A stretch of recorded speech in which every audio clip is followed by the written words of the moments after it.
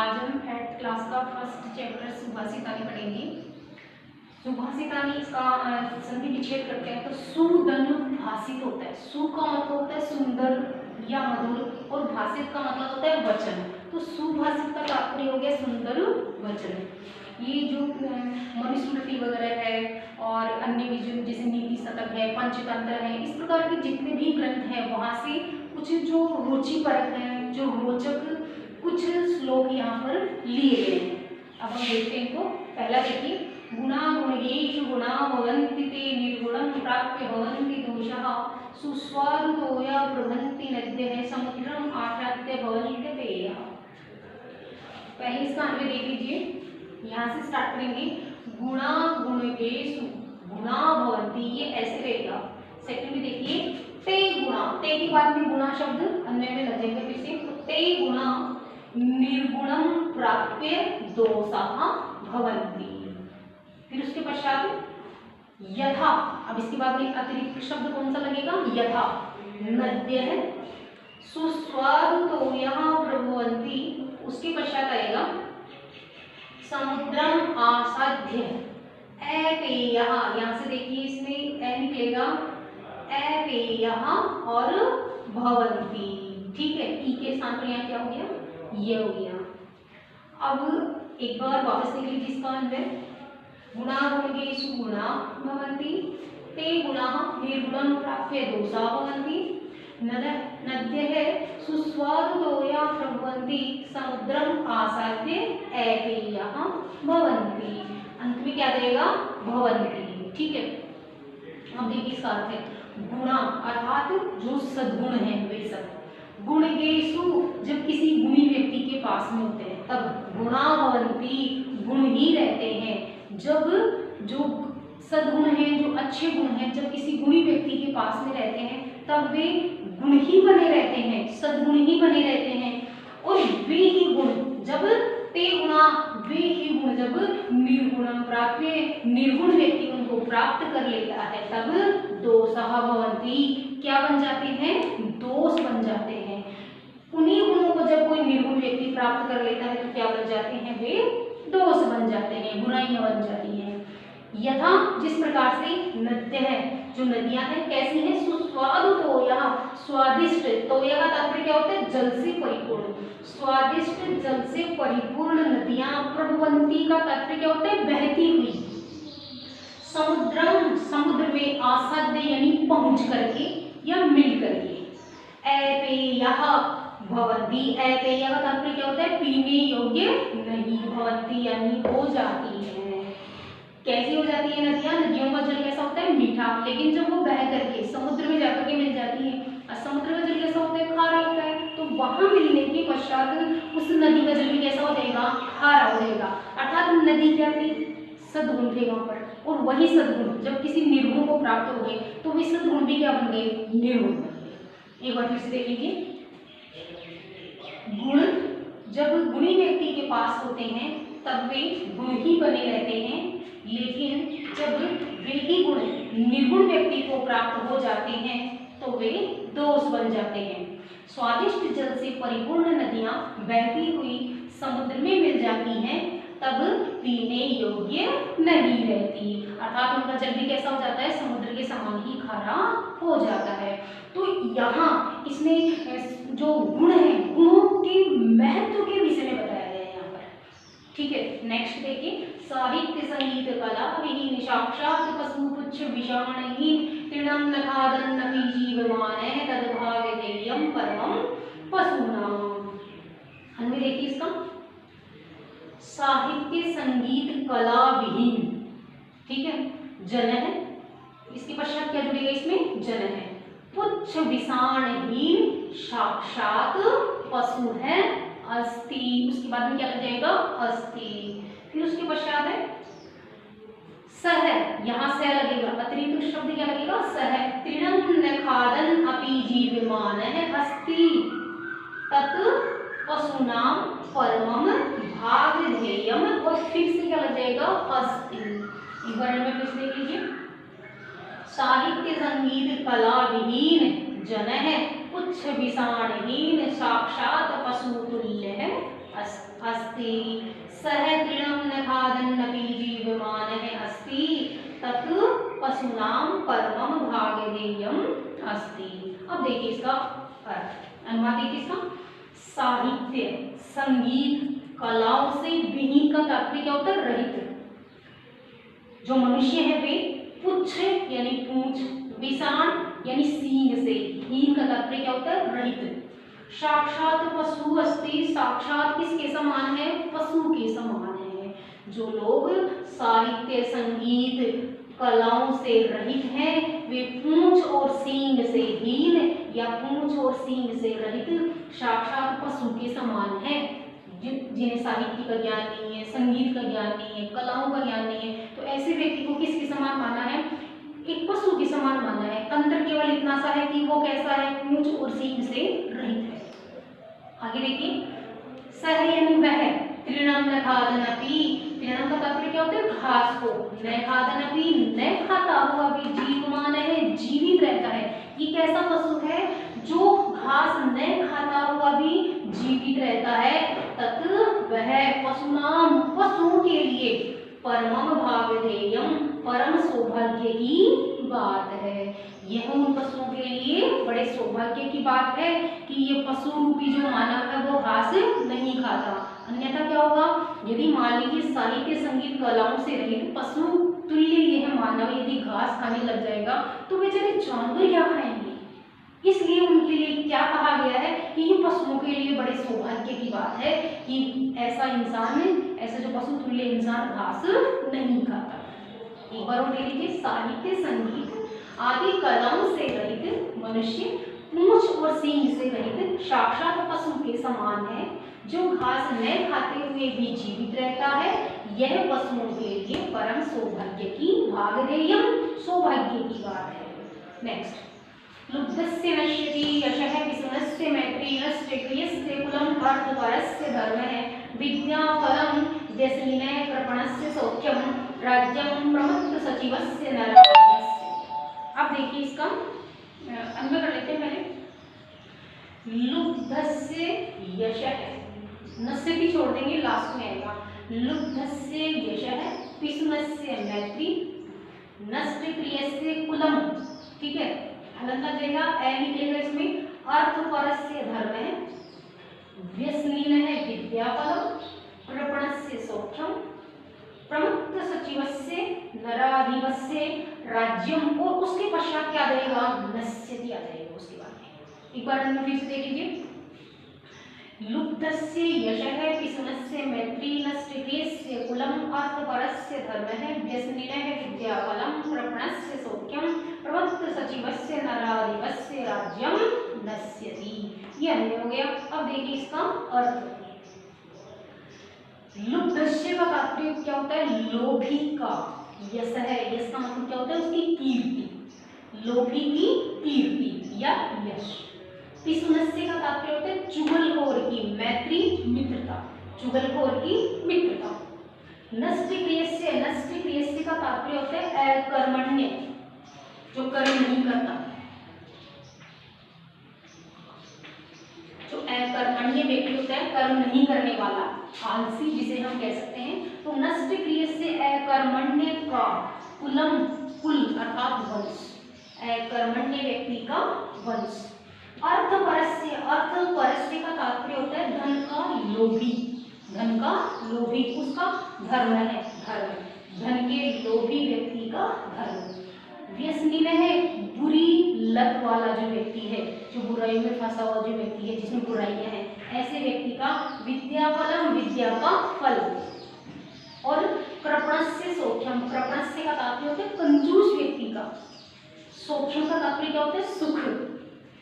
प्रमत्त सचिवस्य का तात्पर्य होता है आलसी मंत्रियों वाले, आलसी मंत्री, आलसी जो होते हैं, काम नहीं करने वाले जो मंत्री होते हैं। तो ऐसे जो प्रमत्त सचिव हैं, आलसी जो मंत्री हैं, उनसे युक्त नराधिपस्य यानी राजा का, आलसी मंत्रियों वाले राजा का, ठीक है। राज्यम, राज्य, नश्यति का तात्पर्य हो जाता है नष्ट हो जाता है।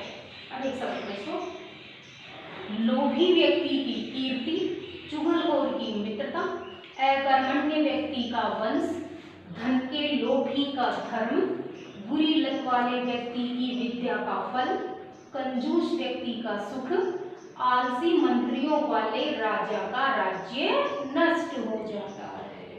ठीक है, नेक्स्ट देखिए। पित्वां रसं कटुकं मधुरं समानं माधुर्यम् एव जनेत मधुमक्षिका असो संतस्तदैव समसज्जन दुर्जनानां श्रुत्वा वचः मधुरसुक्त रसं सृजन्ति। अंत में देखिए इसका, यहाँ से स्टार्ट करेंगे। असौ, यहाँ देखिए ए निकलेगा असौ, असौ के पश्चात मधुमक्षिका, असौ मधुमक्षिका। ठीक है, कटुकम मधुरम वा, कौन सा शब्द लग जाएगा? वा, यानी अथवा। कटुकम मधुरम वा रसम, एक बार फिर से देख लीजिए। असौ मधुमक्षिका तु कटुकम मधुरम वा, फिर रसम समानम पित्वा। इस प्रकार से है ये, थोड़ा सा आगे पीछे एक बार और देख लीजिए इसको। असौ मधुमक्षिका तु कटुकम मधुरम वा रसम समानम पित्वा माधुर्यम एव जनियेत। क्या हो जाएगा इसका? जनियेत। उसके पश्चात अगला देखो, तथैव, उसी प्रकार से, संतः समसज्जन दुर्जनानां वचः श्रुत्वा मधुर सुक्त रसम सृजन्ति। इस प्रकार से क्या हो गया इसका? ये अन्वय हो गया। अन्वय एक बार और देख लीजिए।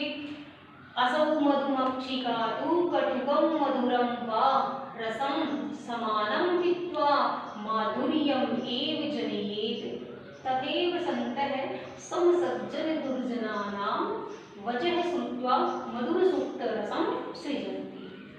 ये अन्वय हो गया। अब देखिए इसका अर्थ।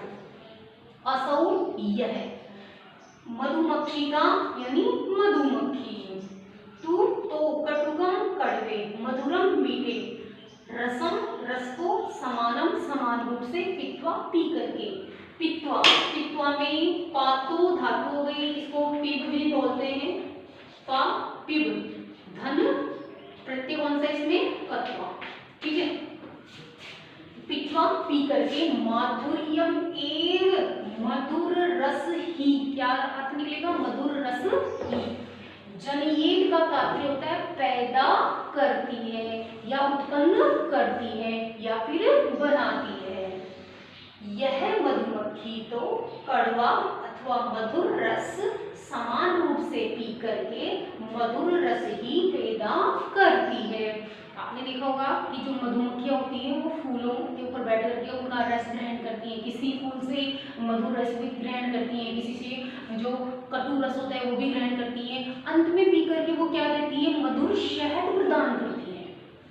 फिर देखिए, तथैव, उसी प्रकार से। तथैव का हम जब संधि विच्छेद करेंगे तब इसका संधि विच्छेद बनेगा तथा धन एव, और अल की मात्रा होने के कारण यहाँ संधि कौन सी हो जाएगी? वृद्धि संधि हो जाएगी। ठीक है, अब देखिए इसको, तथैव उसी प्रकार से, संत है, स का क्या हो जाएगा? विसर्ग हो जाएगा, संत है। उसी प्रकार से सज्जन लोग, संत का तात्पर्य क्या होता है? सज्जन लोग। सम यानी समान रूप से, सज्जन दुर्जनानां, सज्जनों और दुर्जनों के, वचः श्रुत्वा, वचनों को सुन करके। उसी प्रकार से सज्जन लोग सज्जन और दुर्जनों के वचनों को समान रूप से श्रुत्वा, सुन करके क्या करते हैं? मधुर सुक्त रसम, मधुर रस से परिपूर्ण सूक्तियों का, सृजंती का तात्पर्य होता है निर्माण करते हैं, बनाते हैं, अर्थात मीठी वाणी ही बोलते हैं। एक बार फिर से देख लीजिए। यह मधुमक्खी तो कड़वा अथवा मधुर रस समान रूप से पी करके मधुर रस ही उत्पन्न करती है। उसी प्रकार से सज्जन लोग समान रूप से सज्जन और दुर्जनों के वचनों को सुन करके, जो दुर्जन होते हैं और जो सज्जन होते हैं उनके वचनों को वो समान रूप से सुनते हैं, दोनों को समान महत्व देते हैं। तो समान रूप से सुन करके मधुर रस से परिपूर्ण सूक्तियों का ही निर्माण करते हैं, अर्थात मधुर वाणी ही बोलते हैं। नेक्स्ट, विहाय पौरुषम योगी देवम अवलंब्यते प्रासादस्यवततस्य मूर्धनि तिष्ठन्ति वायसः। अन्वय देखिए इसका, यहाँ से स्टार्ट करेंगे हम। यो पुरुषम, ठीक है। यो पौरुषम विहाय, यो पौरुषम विहाय देवम एव ही अवलंब्यते। यहाँ देखिए इसमें देवम एव, देवमेव यहाँ तक हो जाएगा, ठीक है। देवमेव, उसके पश्चात आएगा इसमें से एन निकलेगा, अब अवलंब्यते, देवम एव अवलंब्यते, दो टुकड़े होंगे, देवम एव यहाँ तक और एन निकलेगा अवलंब्यते।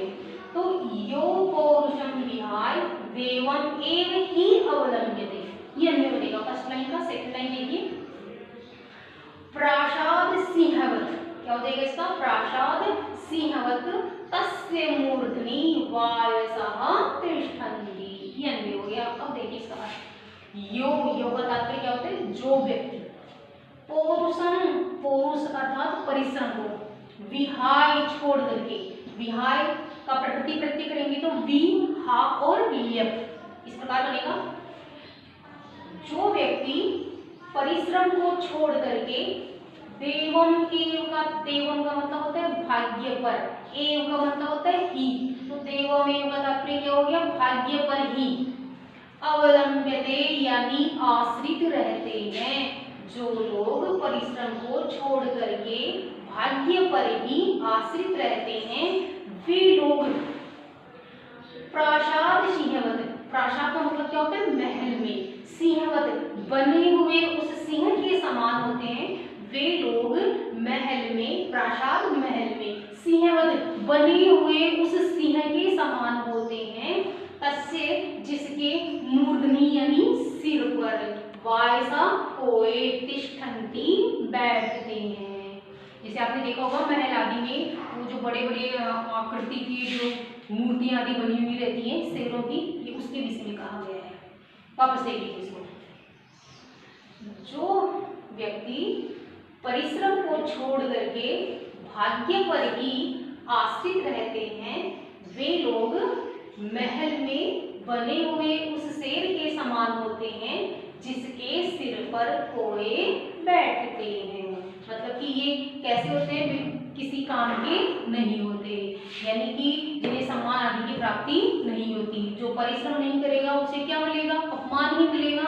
सम्मान किसको मिलता है, जो परिश्रम पर आश्रित रहता है, अपने भाग्य पर या देवताओं पर आश्रित नहीं होता है। देव का मतलब क्या है यहाँ पर, भाग्य से है। तो भाग्य पर आश्रित न रह करके हमें क्या करना है, हमें परिश्रम करना है, और जब हम परिश्रम करेंगे तभी हमें समाज में किसकी प्राप्ति होगी, सम्मान की प्राप्ति होगी। अगला देखिए, अगला श्लोक देखिए, पुष्प पत्र फल छाया मूल वल फलदारुही धन्यासां विमुखम यान्ति नार्तिनः। अन्य देखिए इसका महिमा, पुष्प पत्र फल छाया मूल वलकल दारुही धन्या अस्ति, उसके पश्चात ये शाम अस्ति अतिरिक्त शब्द लग जाएगा, ये शाम अर्थ नहीं, ये नया लक्ष्य निकल जाएगा, अर्थ नहीं है, विमुखम फिर आएगा नया और अंत में क्या आएगा, यान्ति। अब देखिए इसका पुष्प फूल, पत्र पत्ते, फल छाया मूल अर्थात पेड़ों की जड़, वलकल छाल जो पेड़ों की छाल होती है, दारुही का तात्पर्य क्या होता है, लकड़ियां प्रदान करने वाले। महिरुहा धन्या, ये वृक्ष क्या है, धन्य है, ये सब प्रदान करने वाले जो वृक्ष हैं वो क्या है, धन्य है। ये शाम जिस कारण से, अर्थिने का तात्पर्य होता है याचक, विमुखम का तात्पर्य निराश, न यान्ति यानी नहीं जाता है, जिस कारण से याचक निराश नहीं जाता है। हम इनके पास जाएंगे तो हमें कुछ ना कुछ अवश्य मिलेगा, क्योंकि पेड़ों के पास हमें देने के लिए बहुत कुछ होता है। ठीक है, नेक्स्ट देखिए, चिंतनिया के विपदाम आदादेव प्रतिक्रिया नकूपखननम युक्तम प्रदीप्ते वैना ग्रहे। अन्य है इसका, विपदाम आदादेव प्रतिक्रिया, विपदाम आदादेव ही प्रतिक्रिया चिंतनिया, फिर ग्रहे वैना प्रदीप्ते उपखननम न युक्तम। अर्थ देखिए इसका, विपदाम आदादेव ही, विपत्ति आने से पूर्व ही, प्रतिक्रिया चिंतनिया, प्रतिक्रिया के विषय में चिंतन कर लेना चाहिए, अर्थात विपत्ति आने से पूर्व ही समाधान ढूंढ लेना चाहिए। रहे वैना प्रदीप्ते, घर में आग प्रज्वलित होने पर अर्थात घर में आग लगने पर, उपखननम न युक्तम, कुआं खोदना उचित नहीं है। उसी प्रकार से विपत्ति आने पर उसके बाद में विपत्ति के विषय में चिंतन करना उचित नहीं है। तो हमें विपत्ति आए उससे पूर्व ही उसके विषय में चिंतन करके उसका समाधान खोज लेना चाहिए, ताकि जो वो विपत्ति है वो रूप धारण नहीं ले। जिस प्रकार से घर में यदि आग लगी उसके बाद में यदि हम कुआं खोदने के लिए बैठेंगे तो तब तक तो पानी आएगा ऊपर, तब तक तो पूरा घर एकदम नष्ट हो जाएगा, समाप्त हो जाएगा। तो हमें क्या करना है, पहले से ही इसकी व्यवस्था रखनी है। तो इस उदाहरण के माध्यम से ये समझाया गया है कि विपत्ति हम पर आए उससे पहले ही हमें क्या कर लेना है, उसका समाधान ढूंढ लेना है। इस प्रकार से ये चैप्टर कंप्लीट हो गया है।